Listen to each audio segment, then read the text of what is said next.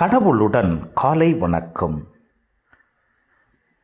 புனித மத்தேயு எழுதிய நற்செய்தி 24 அதிகாரம் 37 முதல் 44 வரை உள்ள இறைவார்த்தைகள். அக்காலத்தில் மானிட மகன் வருகையை பற்றி இயேசு தம் சீடரை நோக்கி கூறியது: நோவாவின் காலத்தில் இருந்தது போலவே மானிட மகன் வருகையின் போதும் இருக்கும்.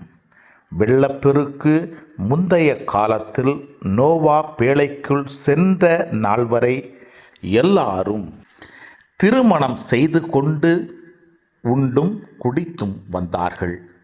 வெள்ளப்பெருக்கு வந்து அனைவரையும் அடித்து செல்லும் வரை அவர்கள் எதையும் அறியாதிருந்தார்கள்.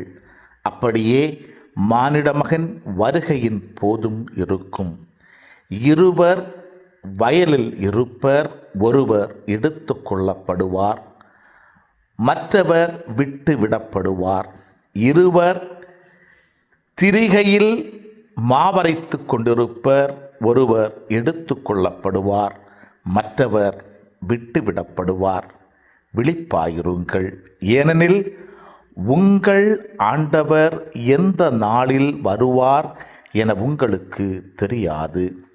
இரவில் எந்த காவல் வேளையில் திருடன் வருவான் என்று வீட்டு உரிமையாளருக்கு தெரிந்திருந்தால் அவர் விழித்திருந்து தம் வீட்டில் கன்னமிட விடமாட்டார் என்பதை அறிவீர்கள்.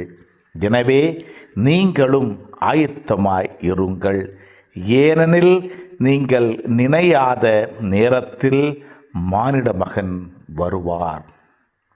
கிறிஸ்துவின் நற்செய்தி. இந்த நாள் இனிய நாளாக அமைய வாழ்த்துக்கள். பல பல பல புதுமைகள், பெருமைகள், இனிமைகள் இறங்கிய நல்ல நாள், ஒரு நல்ல நாள், நம் தேவன் தந்த நாள். இது நல்ல நாள், ஒரு நல்ல நாள், நம் தேவன் தந்த நாள்.